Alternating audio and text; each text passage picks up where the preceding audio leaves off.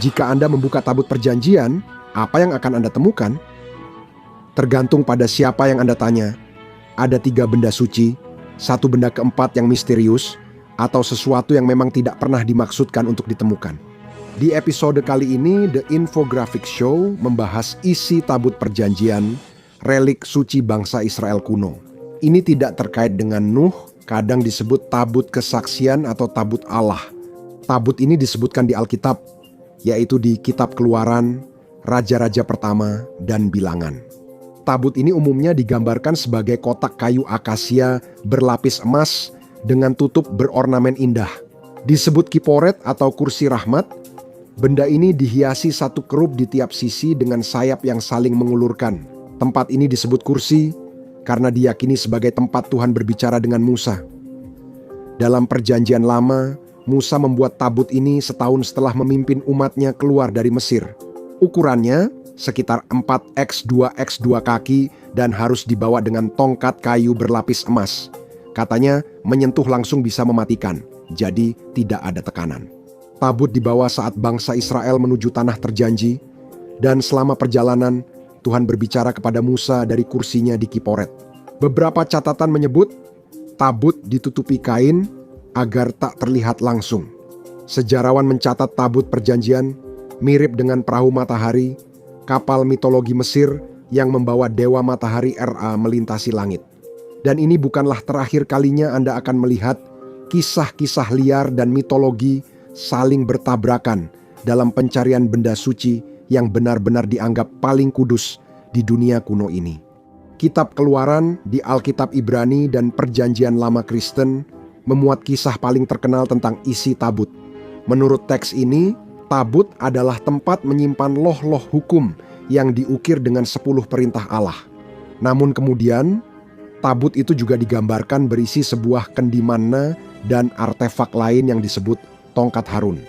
Ini tongkat milik Harun, saudara Musa, yang digunakan untuk mukjizat serta pernah menumbuhkan bunga dan buah almond. Manna adalah zat bersisik, manis, bisa dimakan, dan berkhasiat penyembuhan.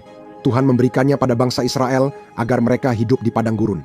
Ketiga artefak ini melambangkan perjanjian Tuhan dengan Musa dan umatnya, bahwa kebutuhan mereka akan tercukupi jika menaati hukumnya.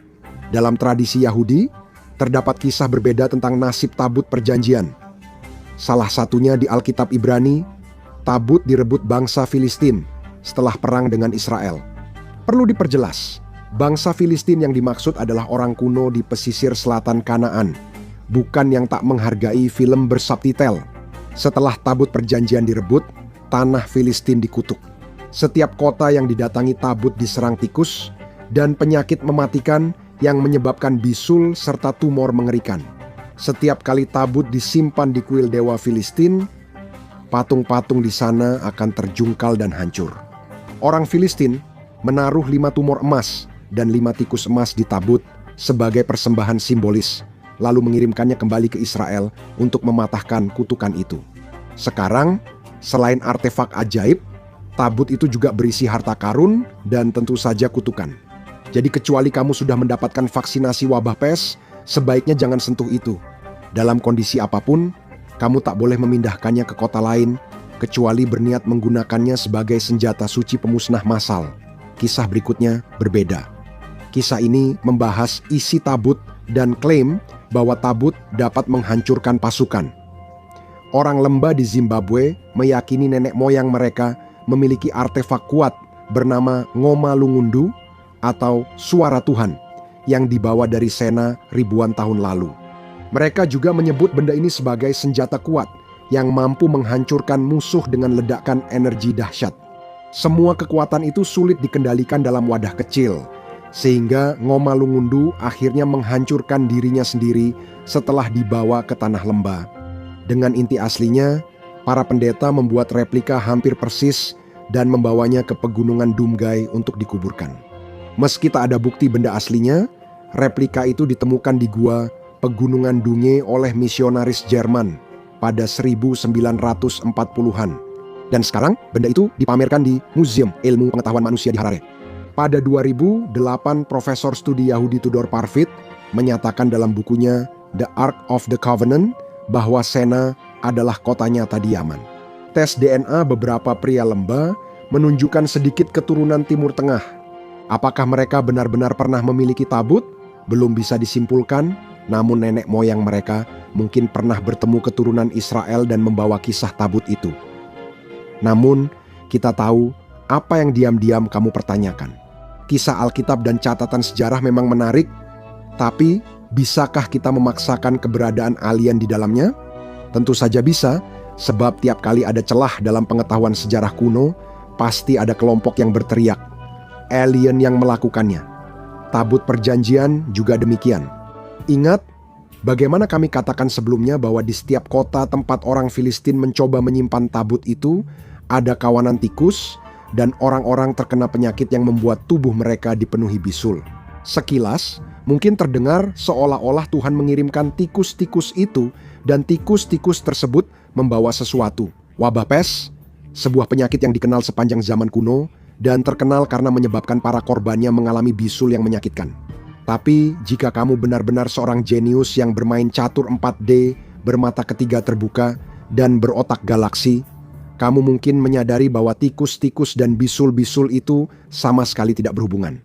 Semua orang Filistin mati karena tabut perjanjian sangat radioaktif dan berbahaya.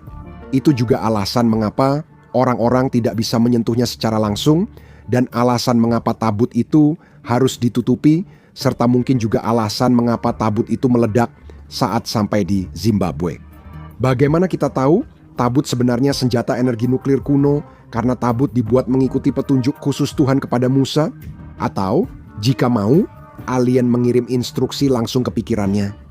Masih kurang bukti untukmu? Unidentified flying object terlihat di sekitar bukit Bait Suci Yerusalem. Dan kita tahu, unidentified flying object tertarik pada radiasi nuklir. Kini hal itu tampak jelas setelah diperlihatkan. Jangan tanya kami bagaimana bangsa Israel bertahan di padang gurun, jika mana dan almond yang mereka makan disimpan dalam sebuah kotak yang konon begitu radioaktif sehingga menyentuhnya saja bisa membunuhmu. Jangan khawatir soal itu, tapi mengetahui apa yang mungkin ada di dalam tabut itu tidak menyelesaikan apapun. Setiap agama dan sekte punya cerita berbeda tentang lokasi tabut menurut kisah orang Filistin. Setelah dikembalikan ke pemilik sah, tabut disimpan di Kiryat Yearim, lalu 20 tahun kemudian dipindah ke Istana Daud. Tabut perjanjian dibawa ke kuil Sulaiman oleh Raja Yosia dalam reformasi agamanya. Yosia adalah raja penting dalam sejarah Yahudi. Dia menjadikan Yerusalem pusat agama Yahuisme, pendahulu Yudaisme yang dianut bangsa Israel. Dan untuk menghapuskan segala bentuk penyembahan dewa asing dari kerajaan Yehuda, Yosia mengembalikan tabut perjanjian ke Bait Sulaiman setelah menghancurkan representasi dewa pagan di wilayah Manasye dan Efraim.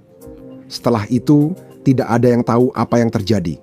Tabut menghilang dari catatan sejarah sekitar abad ke-7 sebelum Masehi saat Bait Sulaiman dihancurkan pada 587 sebelum Masehi menurut Alkitab Ibrani. Tabut kini tersembunyi di bawah Gunung Nebo, Yordania.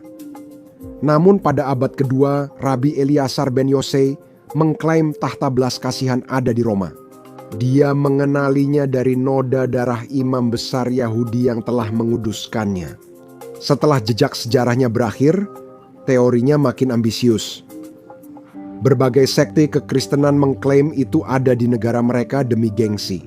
Gereja Ortodoks Ethiopia menyatakan benda itu disimpan di Azum, sedangkan orang Malaysia percaya nenek moyang mereka membawanya ke Kepulauan Solomon. Asosiasi Israel Britania meyakini lokasinya di bawah Bukit Tara, Irlandia, sementara umat Katolik Roma abad pertengahan percaya ada di altar Basilika Lateran, Roma. Tidak ada klaim yang terbukti.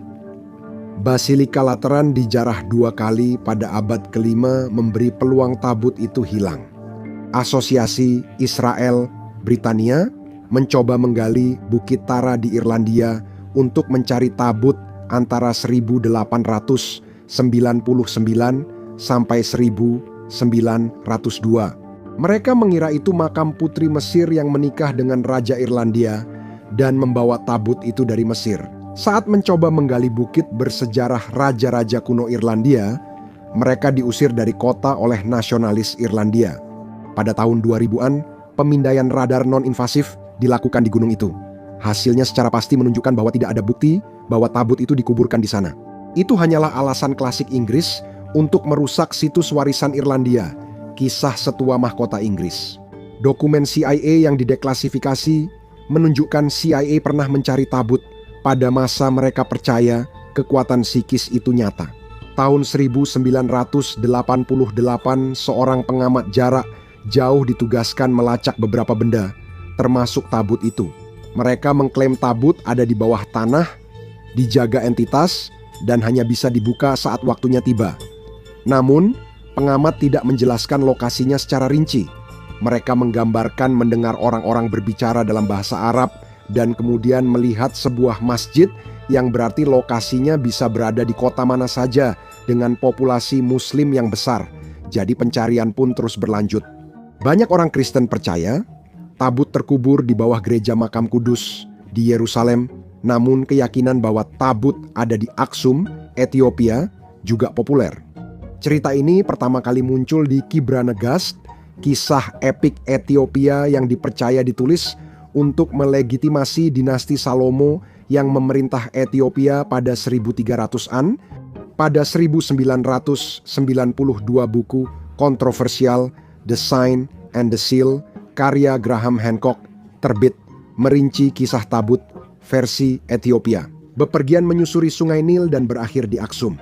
Meski rekan sezaman Hancock menganggapnya omong kosong, buku itu justru mempopulerkan teori tabut berada di Aksum. Baru-baru ini pada tahun 2009, Patriark Gereja Ortodoks Ethiopia mengklaim bahwa dia akan memperlihatkan tabut kepada publik sebelum hampir seketika memutuskan bahwa dia tidak akan melakukannya. Meski tanpa bukti, klaim tabut ada di Aksum tetap beredar. Ini bahkan pernah dibahas di podcast Joe Rogan yang katanya selalu benar soal segalanya.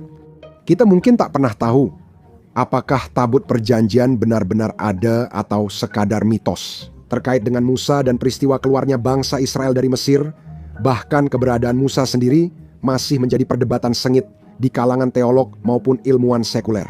Namun tidak diragukan lagi bahwa tabut perjanjian akan selalu menjadi sumber daya tarik di berbagai budaya dan tradisi. Ada satu pahlawan bertopi fedora yang yakin benda itu harus di museum. Masih penasaran tentang tabut perjanjian?